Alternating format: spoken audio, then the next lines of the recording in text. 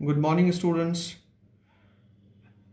Ratio analysis में आज दूसरा क्लासिफिकेशन रेशियो का और वो लिक्विडिटी रेशियो है। इसके पहले के क्लासेस में हम लोगों ने पढ़ा था प्रॉफिटेबिलिटी रेशियो, जिसके ऊपर हम लोगों ने 5 वीडियो सेशंस दिया था। आज से हम लोग लिक्विडिटी रेशियो को स्टार्ट करेंगे और लिक्विडिटी रेशियो का मतलब एक ऐसे रेशियो से है जो किसी भी बिजनेस एंटरप्राइज के उस एबिलिटी को शो करता है जहां से वो अपने शॉर्ट टर्म डेट को रीपे कर सके। लिक्विडिटी का मतलब अवेलेबिलिटी ऑफ कैश और the ability of the firm to convert its assets into cash. इसीलिए लिक्विडिटी रेशियो को हम लोग शॉर्ट टर्म सॉल्वेंसी रेशियो भी कहते हैं। लिक्विडिटी रेशियो को आप और बेहतर समझ सकते हैं by classifying this ratio into two broad categories. One is the current ratio and the other one is liquid ratio. हम लोग शुरुआत करेंगे करंट रेशियो से। करंट रेशियो का दूसरा नाम वर्किंग कैपिटल रेशियो भी है। It is also known as working capital ratio. WC stands for working capital ratio. Current ratio ये किस चीज को शो करता है? It expresses the relationship between the current assets and current liabilities of a business. और finance में या accounting में हम लोग एक अजम्पशन मानते हैं और एक कॉन्सेप्ट है कि current liability should always be met out of the current assets. तो अब हम लोगों को यह समझना है कि करंट एसेट्स और करंट लाइबिलिटी है क्या। करंट एसेट्स का मतलब हर उस एसेट से है जिसको कि business with in a span of 1 year cash में कन्वर्ट कर सके। एंड सिमिलरली करंट लाइबिलिटी का मतलब वैसी लाइबिलिटी से है जिसको कि बिजनेस 1 साल के अंदर रीपे कर सके। तो शॉर्ट टर्म एसेट्स और शॉर्ट टर्म लाइबिलिटी। एक आइडियल जो करंट रेशियो होगा उसको हम लोग 2:1 मानते हैं। The ideal current ratio is 2:1। अब स्टूडेंट्स, आपको ये समझने में प्रॉब्लम ना हो कि भाई करंट एसेट्स क्या है, किसको हम लोग करंट एसेट्स की कैटेगरी में रखेंगे और किसको करंट लाइबिलिटी की कैटेगरी में रखेंगे। तो broadly speaking, for your convenience, all the assets which a business has may be divided into two category. One is fixed asset and the other one is current asset. Fixed asset का दूसरा नाम है non current asset भी। तो हम लोगों को fix asset को यहां पर कंसिडर नहीं करना है करंट रेशियो में। हम लोगों को सिर्फ करंट एसेट्स को कंसिडर करना है। करंट एसेट्स का मतलब एक उन एसेट से है जिसको हम लोग with in a period of 1 year cash में कन्वर्ट कर सकें। करंट एसेट्स का एग्जाम्पल स्टॉक। अब यहां पे स्टॉक का मतलब आपको समझना पड़ेगा। Stock means stock of raw materials हो सकता है, स्टॉक ऑफ फिनिश्ड गुड्स हो सकता है, stock of work in progress हो सकता है। डेटर्स, डेटर्स को हम लोग सन्ड्री डेटर्स भी कहते हैं, ट्रेड डेटर्स भी कहते हैं। और डेटर्स का क्रिएशन कब होगा? जब कोई बिजनेस उधार माल बेचती है। The party to whom the business sells the goods on credit becomes the debtor.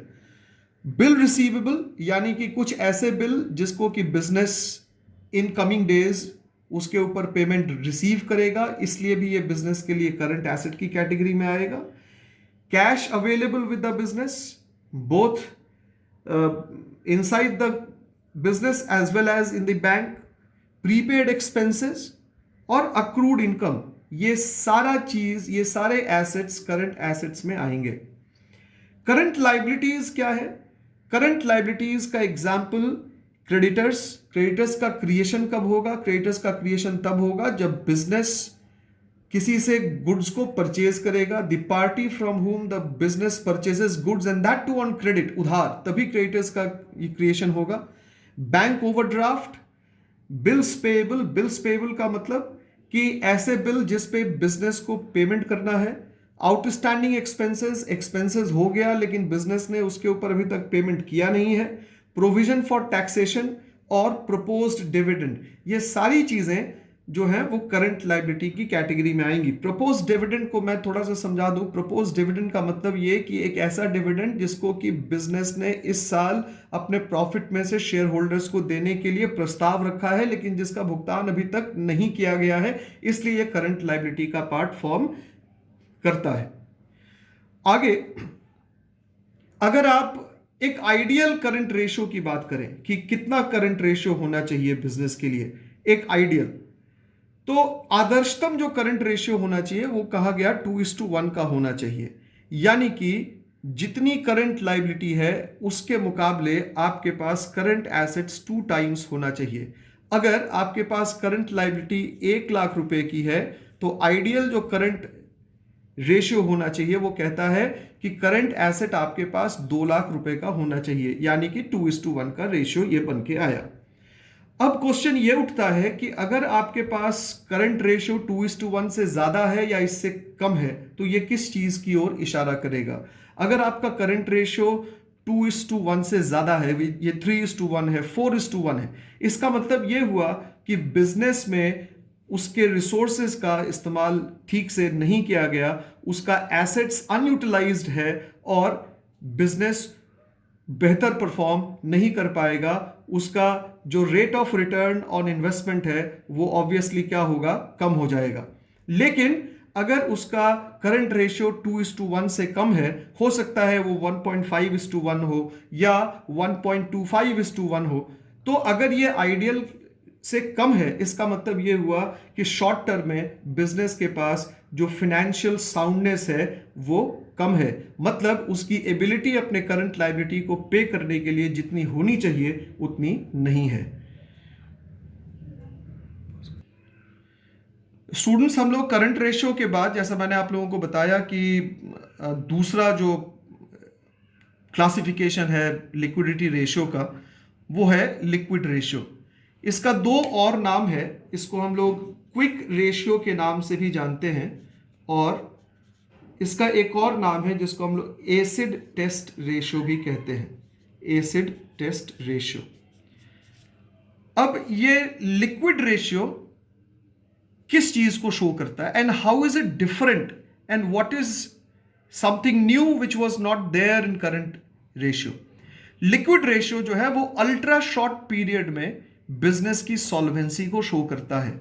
Ultra short का मतलब क्या हुआ, इन द नियर फ्यूचर या एक मंथ के लिए बिजनेस की सॉल्वेंसी को शो करता है कि क्या आने वाले 1 महीने 15 दिनों के अंदर बिजनेस के पास जो करंट लायबिलिटी एग्जिस्ट करती है उसको पे करने के लिए सफिशिएंट फंड अवेलेबल है, सफिशिएंट एसेट अवेलेबल है।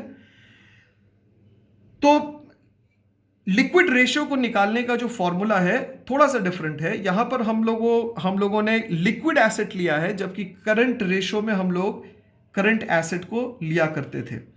अब ये लिक्विड रेशियो में लिक्विड एसेट का मतलब क्या हुआ। लिक्विड एसेट का मतलब वैसा एसेट जो बिजनेस के पास कैश के फॉर्म में है, और मैंने यहां पर लिख दिया है स्पष्ट तौर पे कि लिक्विड एसेट में क्या आएगा, कैश इन हैंड आएगा, कैश एट बैंक आएगा, मार्केटेबल सिक्योरिटीज आएगा। इसको हम लोग लिक्विड एसेट की कैटेगरी में रखेंगे। और अगर आप लिक्विड एसेट को दूसरी तरीके से निकालना चाहते हैं तो एक और फॉर्मूला है कि अगर टोटल करंट एसेट्स में से आप बिजनेस का जितना भी स्टॉक और प्रीपेड एक्सपेंसेस है उन सबको जब आप माइनस करेंगे तो आपके पास लिक्विड एसेट आएगा। Again, if you want to calculate the liquid asset of a business, what you need to do is you need to add the value of stock and prepaid expenses and deduct it from the current assets in order to get liquid asset। या अगर आप ये भी देख सकते हैं, liquid asset को दूसरे तरीके से आप निकाल सकते हैं, cash in hand, cash at bank और मार्केटेबल सिक्योरिटीज, या इसको हम लोग शॉर्ट टर्म इन्वेस्टमेंट भी कहते हैं, या इसको आप ट्रेड इन्वेस्टमेंट भी कह सकते हैं। तो ये मार्केटेबल इन्वेस्टमेंट या मार्केटेबल सिक्योरिटीज, ट्रेड इन्वेस्टमेंट्स, इसको हम लोगों ने लिक्विड एसेट की कैटेगरी में क्यों रखा है। इसको इसलिए हमने रखा है क्योंकि आप नाम से ही क्लियर है, मार्केटेबल, जिसको हम लोग तुरंत खरीद सकते हैं और तुरंत बेच सकते हैं, which can be very easily converted into cash at a very short notice. Now current liabilities को हम लोगों ने करंट रेशियो में विस्तार से पढ़ लिया था, इसलिए उसको अभी यहां पर बताने की दोबारा जरूरत नहीं है। एक आइडियल जो लिक्विड रेशियो होना चाहिए वो कितना होना चाहिए, वो 1:1 होना चाहिए। 1:1 का मतलब क्या हुआ कि हमारे पास जितना करंट लायबिलिटीज है उतना ही मेरे पास लिक्विड एसेट भी होना चाहिए। अगर ये है तो मेरी liquidity position ultra short period में, जिसको हम लोग लिक्विड रेशियो से मेजर करते हैं या क्विक रेशियो से मेजर करते हैं, हम लोग कह सकते हैं कि अच्छी है, साउंड है। यहां पर भी आपको यह ध्यान देना होगा कि अगर आपके पास ये 2:1 है या 3:1 है या 1.5:1 है, तो ये इस चीज को शो करता है कि आपने अपने पास जो रिसोर्स अवेलेबल है कैश के फॉर्म में, cash in hand, cash at bank और मार्केटेबल सिक्योरिटीज, उसको आपने अनयूटिलाइज रखा है। अगर आपने उसको बिजनेस के एसेट्स में या लॉन्ग टर्म एसेट्स में निवेश किया होता तो आपके पास प्रॉफिट कमाने का मौका ज्यादा होता। तो एक कोशिश ये होनी चाहिए मैनेजमेंट में कि बिजनेस के पास एक आइडियल और नियर टू आइडियल रेशियो होना चाहिए in case of current ratio and also in case of liquid ratio. Hopefully students, आप लोगों को ये दोनों ही रेशियो समझ में आया होगा, और मैं आपको इसके साथ एक असाइनमेंट भी भेज रहा हूं, आप लोग उसको बना के देखेंगे और कोई भी क्वेरी होगी फिर हम लोग आगे इसको डिस्कस करेंगे। Thank you.